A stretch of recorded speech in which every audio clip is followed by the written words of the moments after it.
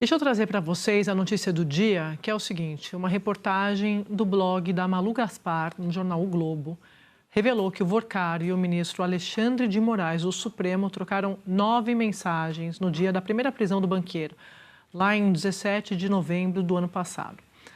Esses dados mostram que o banqueiro conversava com o ministro sobre as negociações para a venda do Banco Master e sugerem que ele também falou sobre o inquérito sigiloso que tramitava na Justiça Federal de Brasília e acabou levando à sua prisão.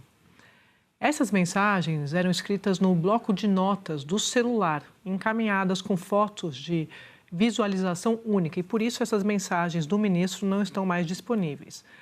Mas as de Worcaro continuaram acessíveis no celular que foi apreendido pela PF. De acordo com essa reportagem, às 7h18 da manhã, agora está aqui para vocês, ó, no telão, 7h18 da manhã, o Worcaro escreveu para o ministro Moraes pelo WhatsApp o seguinte, abre aspas: "Estou tentando antecipar os investidores aqui e tenho chances de conseguir assinar e anunciar ainda hoje uma parte. E aí, eu irei para lá para tentar a assinatura dos demais investidores estrangeiros." De um outro lado, acho que o tema que falamos começou a dar uma vazada, obviamente sem qualquer detalhe.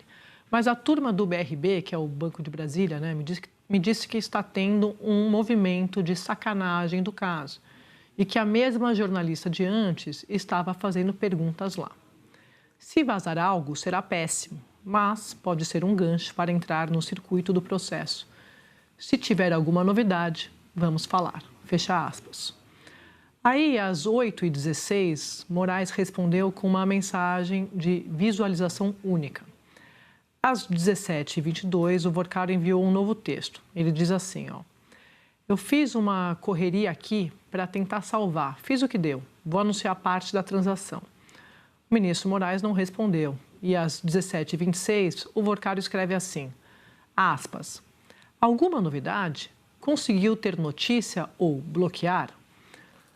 Moraes responde em seguida, mas, de novo, com uma visualização única. Vocês estão vendo aí essas imagens no nosso telão, tá? Tá tudo lá na reportagem da Malu. Estou falando assim de forma mais pausada para dar tempo de a gente assimilar todas essas informações. Bom, aí passando para as 19h58, o Worcaro volta a perguntar: "Alguma novidade?" Moraes responde 2 vezes. E, às 20h48, o Worcaro enviou outro texto. Seria melhor na sexta, junto com os gringos, mas foi o que deu para fazer dentro da situação. Gente, o contexto dessas mensagens é um contexto que já, inclusive, foi levantado pela Polícia Federal durante a investigação e que mostra que o Vocaro tinha realmente duas prioridades naquele dia, antes dele ser preso. A primeira era anunciar a venda do grupo do Master para o grupo Fictor e com investidores árabes, que a gente nunca chegou a saber exatamente quais eram. E a segunda prioridade era tentar impedir a ordem de prisão contra ele. Ele tinha uma informação que a Polícia Federal descobriu ter sido obtida ilegalmente a partir do acesso ilegal aos sistemas da própria Polícia Federal, de que havia um inquérito contra ele. Era um inquérito sigiloso, por isso ninguém deveria saber que esse inquérito existia.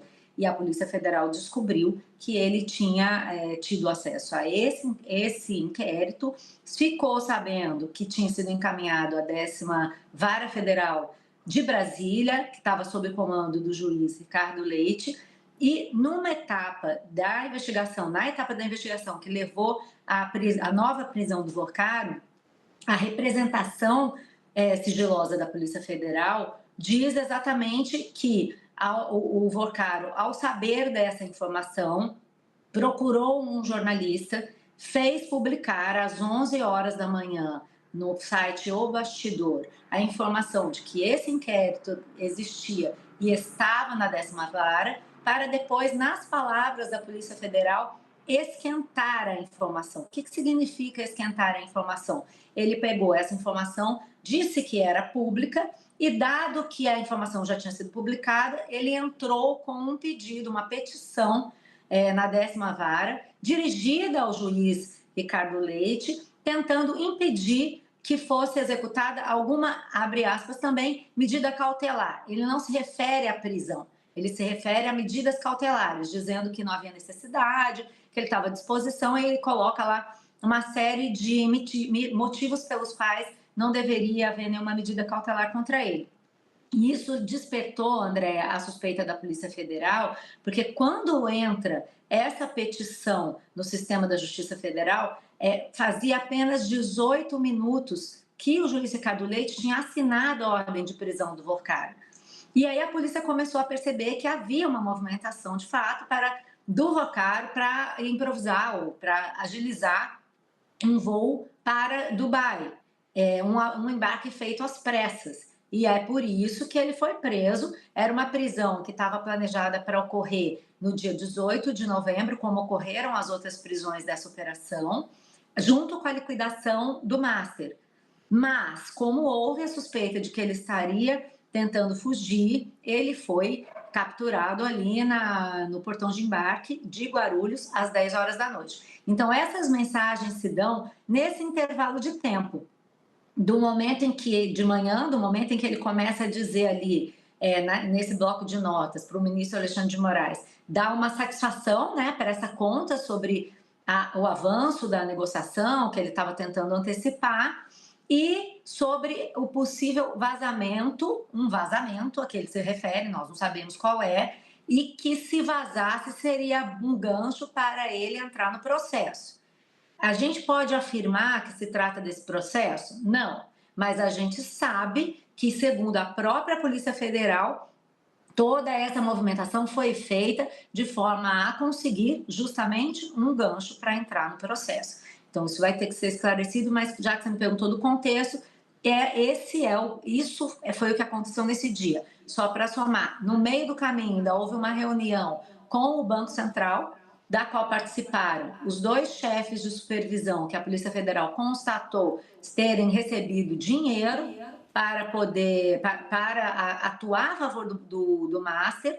E nessa reunião, depois, quando ele foi preso, uma dessas pessoas assina um ofício, uma ata, expedida em tempo recorde a pedido da defesa do Vorcário, dizendo que ele havia, sim, comunicado a viagem a Dubai para conversar com investidores, e esse ofício foi o que levou à soltura dele após a prisão, porque com esse ofício ele disse para a justiça que ele, inclusive, de repente para outras pessoas, o que ele fazia? Para não escrever na tela e ficar gravado no WhatsApp, ele fotografava, ele escrevia num bloco de notas, fazia um print com o celular e encaminhava dentro do ambiente do WhatsApp como uma foto de visualização única. Esse mecanismo, quando você está no WhatsApp, tem ali embaixo, do lado do lugar que você vai enviar a mensagem, um númerozinho 1. Se você clica ali, quando você envia a mensagem, a pessoa que abre, ela só vai conseguir ver aquilo uma vez. Se você clicar de novo, desapareceu. A mesma coisa para áudios. É assim que funciona esse sistema do WhatsApp. Então, ele desaparece. Por isso que, na interceptação, quando o Vorcário é preso e o celular dele é apreendido, isso é importante o nosso assinante espectador entender, que isso não foi tirado de uma nuvem. O celular foi apreendido na hora da prisão, 1 hora depois que ele conversou com o ministro Alexandre de Moraes, né? Essa última mensagem que o ministro dá um joinha é às 20h48, ou seja, 8:50 da noite. 10 horas da noite ele foi preso. Então, na hora que ele é preso, o celular dele é apreendido. E esse celular foi aberto imediatamente, ele foi levado para a extração. E quando você leva para a extração, você não precisa da nuvem, você tira o que estava lá naquele momento.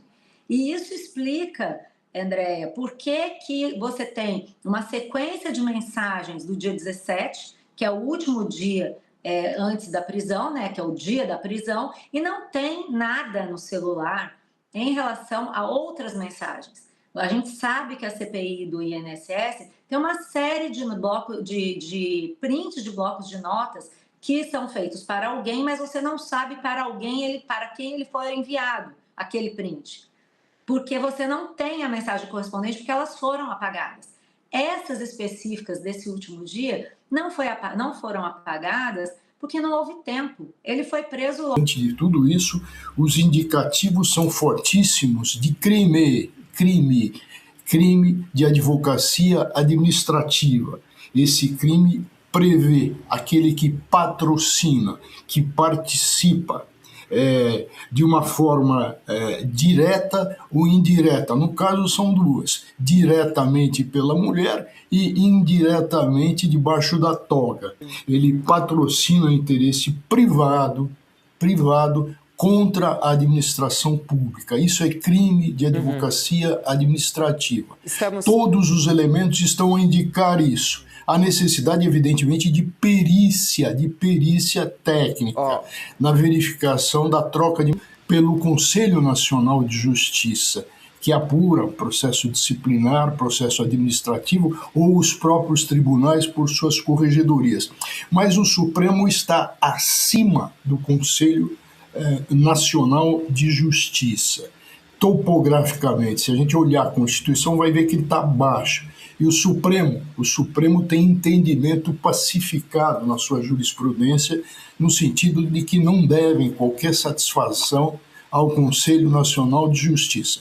Portanto, só sobra o quê? O impeachment, que é uma questão política junto ao Senado Federal. Só existe isso, infelizmente.